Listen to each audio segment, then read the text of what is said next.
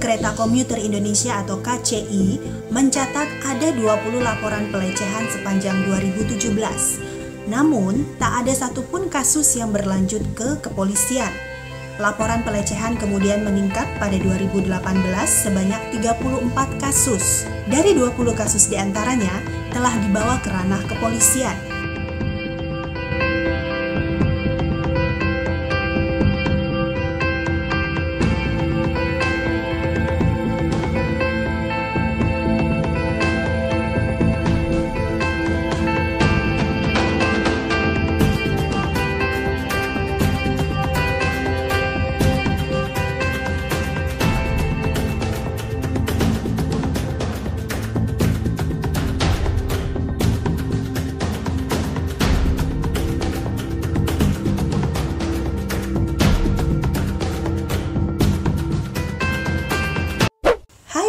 Ketemu lagi di vlog gue, dan kali ini akan bercerita kembali mengenai pengalaman-pengalaman cewek kereta.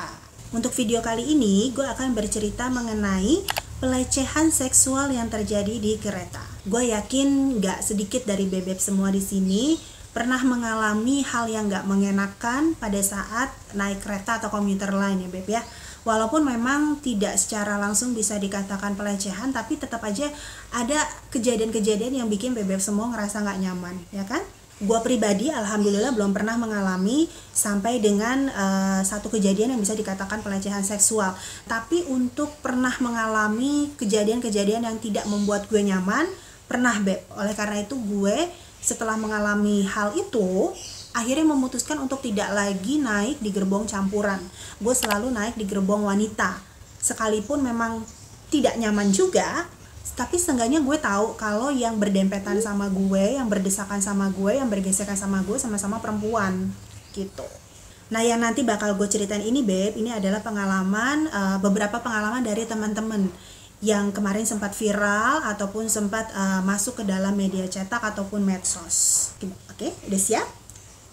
Langsung aja beb. Oke, cerita pertama ini dialami oleh seorang wanita dengan inisial AG. Kenapa gue pakai inisial? Karena untuk kenyamanan dari si korban aja ya beb ya. Jadi si Mbak AG ini waktu itu pas pulang kerja rush hour. Jadi kalau rush hour itu memang lagi padet-padetnya penumpang kereta beb. Semua pulang kerja sekitar jam 5 sampai jam 7 malam itu rush hour. Nah Mbak AG ini kebetulan informasinya dia naik dari stasiun Gonda sekitar jam setengah 6 sore. Pada saat naik kereta, menurut Mbak AG si pelaku ini sudah ada di dalam kereta beb. Jadi kemungkinan pelaku ini sudah naik beberapa stasiun sebelum gondang dia. Posisi pada saat masuk itu sebelah-sebelahan beb antara Mbak AG dengan pelaku. Keadaannya masih normal, situasinya masih normal, semua belum ada kecurigaan dan segala macam. Nah, posisinya mereka bersampingan dan menghadap ke arah yang sama. Nah, komuter lain ini tiap stasiun kan berhenti ya beb ya. Jadi setiap dia berhenti penumpang makin tambah. Jadi mengkondisikan di dalam kereta tambah penuh, tambah kedorong. Jadi posisinya Mbak AG sama pelaku yang tadinya berdiri bersamping-sampingan karena kedorong-dorong tadi mengakibatkan berubah posisinya. Jadi si Mbak AG sama si pelaku ini depan belakang gitu. Si Mbak AG di depan dari si pelaku. Awalnya masih normal-normal aja deh sampai muncul kecurigaan dari si Mbak AG nih, karena si pelaku ini kok melulu ngeliatin arah ponselnya si Mbak AG, karena si Mbak AG kan mainin handphone gitu ya, biasalah maklum pasti tiap orang megang handphone, mainin handphone untuk mengusir kejenuhan. Mbak AG mikirnya nggak ke situ beb, dia mikirnya yang lain curiganya. Karena kan pelakunya ini melulu ngeliatin posisi HP-nya si Mbak AG gitu.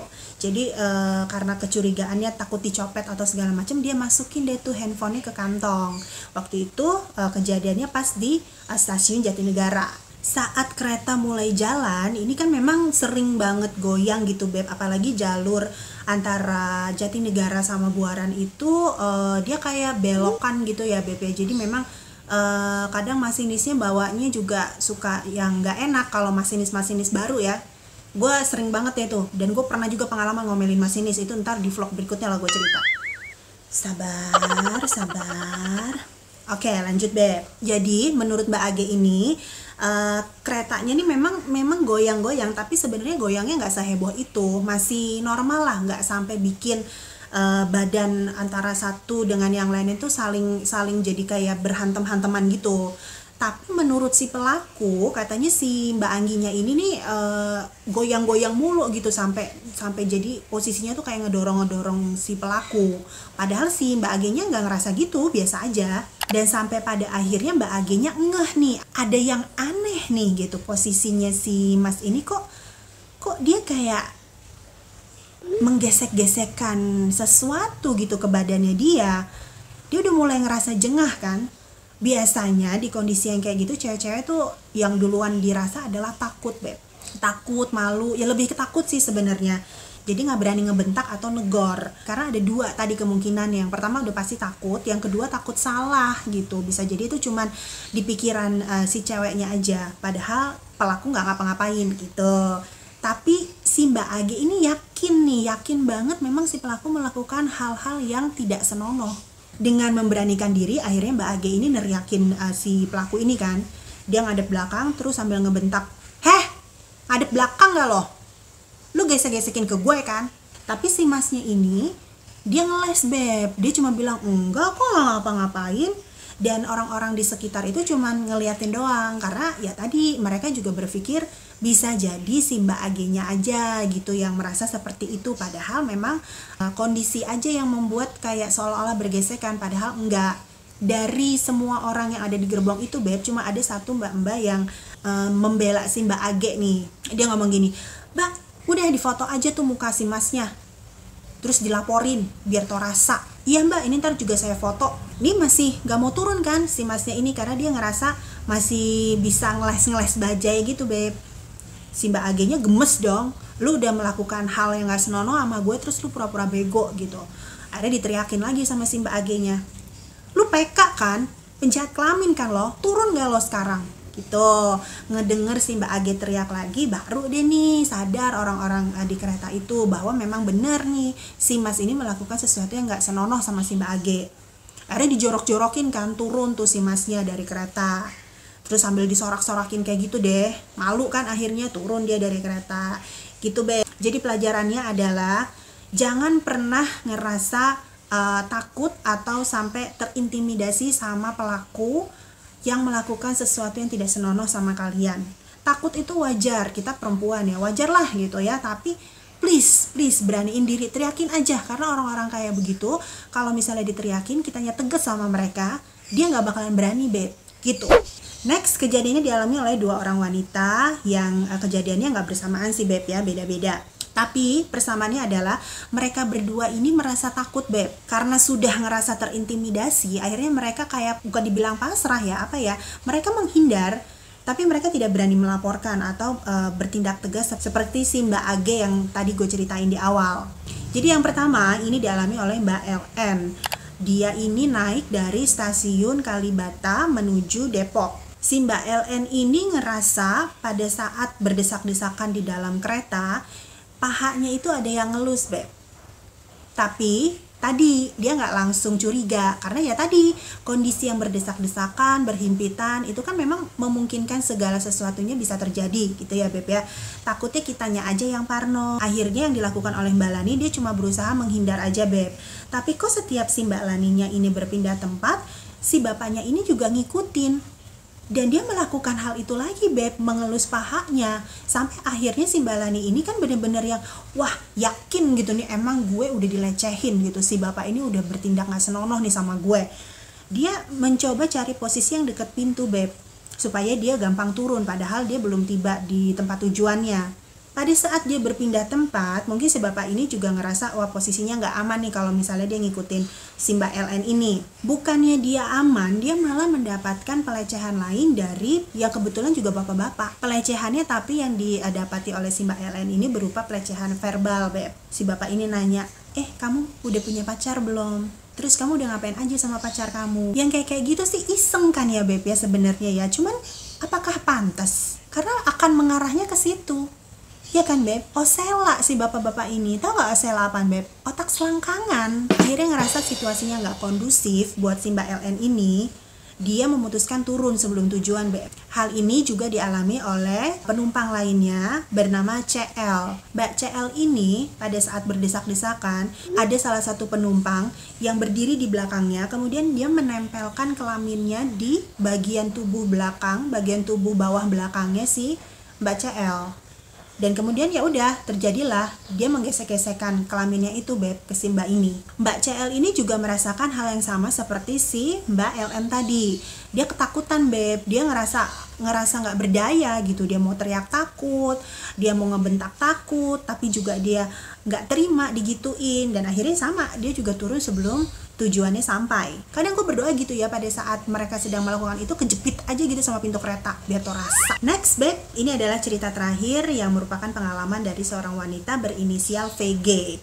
Mbak VG ini juga penumpang kereta tujuan Bekasi, Beb. Dia naik dari Gondangdia. Sama seperti halnya yang pengalaman pertama tadi, Mbak VG ini menceritakan kalau si pelaku sudah lebih dulu ada di dalam kereta. Kejadiannya adalah di saat kereta sampai di Manggarai.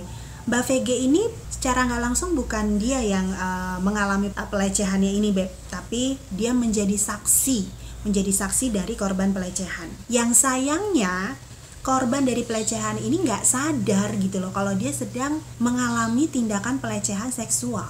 Memang di stasiun Manggarai itu sebagai stasiun transit bakal terjadi pelonjakan penumpang yang gila-gilaan, Beb. Karena kan dari mana-mana mereka akan menyerbu kereta tujuannya. Jadi untuk tujuan Bekasi ada yang naik dari stasiun Sudirman, ada yang naik dari stasiun Depok, Bogor. Akhirnya bakalan penuh banget, bakalan desek-desekan banget. Nah, si Mbak VG ini posisinya sebelahan sama si pelaku, Beb. Jadi pada saat si mas-mas ini melakukan tindakannya, si Mbak VG ini kan ngeliat ya. Tapi dia sempat takut sih, dia sempat yang gemeter gitu kayak yang oh my god, ini gila, ini orang ngapain gitu. Ini orang kayaknya dia bakalan ngelakuin sesuatu yang gak bener nih gitu. Dan gue harus ngapain, gue mau teriak juga takut. Dan kebetulan juga si masnya ini tampangnya preman banget menurut informasinya si Mbak VG. Jadi nyermin banget gitu, yang ya mohon maaf ya, secara visual memang ya kayak preman banget, yang kumel, yang dekil gitu, terus yang aduh pokoknya nggak banget deh. Saat si Mbak VG-nya ini lagi kebingungan nyaksiin apa yang pelaku itu lakuin, si pelakunya ini sadar dong, Beb. Kalau di sebelahnya ini Mbak VG tahu gitu loh, dia sedang ngapain. Akhirnya dia mengintimidasi si Mbak VG dong. Caranya dia ngeliatin si Mbak VG, dipelototin. Tambah ngeri lah si Mbak VG. Udah tampilannya kayak gitu dipelototin pula ya kan. Terus dia berpikir, aduh gue mesti ngapain, I have to do something, gak bisa nih diem begini aja depan mata gue, coy. Gue sama-sama cewek gak bisa, walaupun dia yang digituin sama orangnya, tapi gue yang ngerasa juga, gue ngerasa dilecehin juga, gue harus bertindak. Akhirnya si Mbak VG ini ngelakuin video call ke bokapnya. Nah, bokapnya ini minta supaya si Mbak VG ini ngarahin handphonenya ke si pelaku. Karena kan si Mbak VG-nya takut, jadi biar bapaknya aja gitu loh yang melototin atau neriakin atau gimana lah gitu. Lihat si Mbak VG-nya kayaknya mau nakut-nakutin dia, tambah kesel gitu loh si pelaku ini. Ngecengkrem tangannya si Mbak VG dong pelakunya itu sambil kayak nyakar gitu, Beb. Astaga, gila ya tuh orang ya. Si Mbak VG ini kan tambah ketakutan ya kan. Terus dia ngelihat ke mbak-mbak sebelahnya. Si mbak-mbak sebelahnya ini juga ternyata ngeh. Tapi juga sama, dia juga takut kayak si Mbak VG. Gak berani dia teriak kayak penumpang yang tadi gue ceritain, Beb. Dia tuh tetap yang kayak aduh ini gimana. Udah tambah lemes, tambah gemeter aja. Sampai di stasiun Bekasi, si Mbak VG ini udah mau siap-siap turun. Dia udah ambil ancang-ancang nih, Beb. Pokoknya gue begitu pintu kereta kebuka, gue harus cepet-cepet lari cari petugas. Gue harus laporin nih orang. Jangan sampai dia ngelakuin lagi hal yang serupa di kemudian hari. Tapi pelakunya ini juga tahu gitu, kayak ngebaca tindak tanduknya si Mbak VG yang ada niatan buat cepet-cepet lari mau ngelaporin ke petugas. Di Uber dong si Mbak VG itu pas turun kereta, Beb. Gila ya.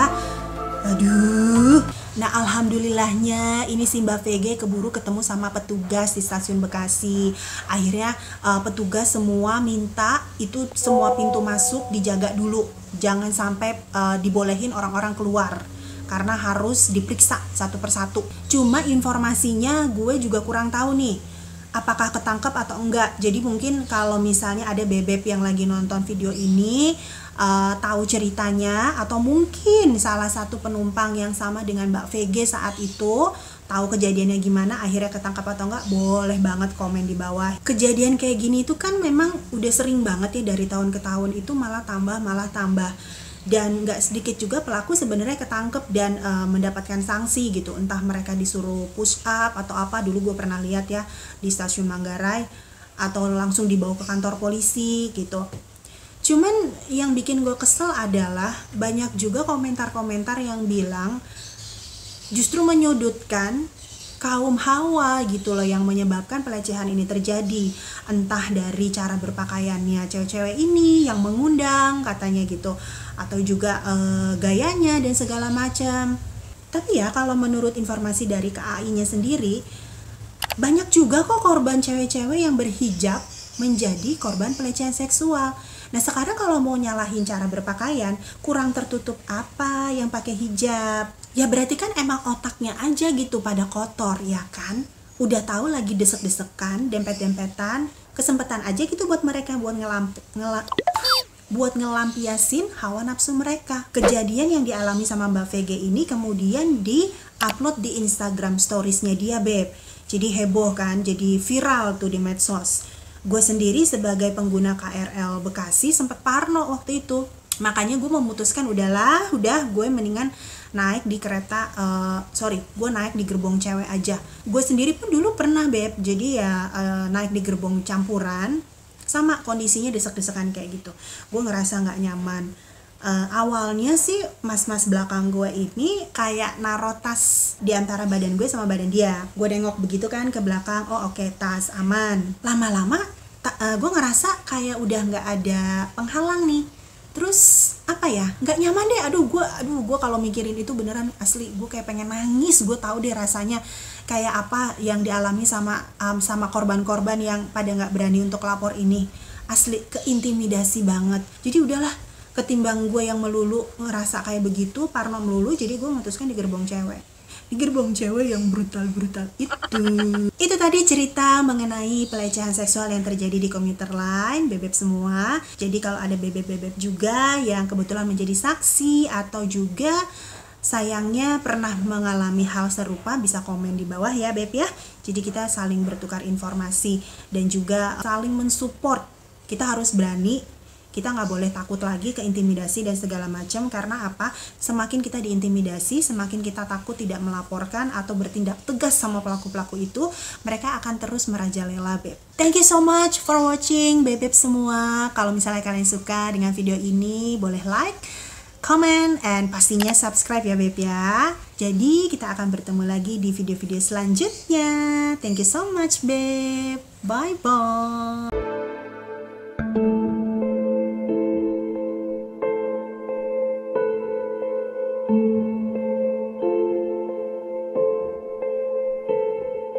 Thank you.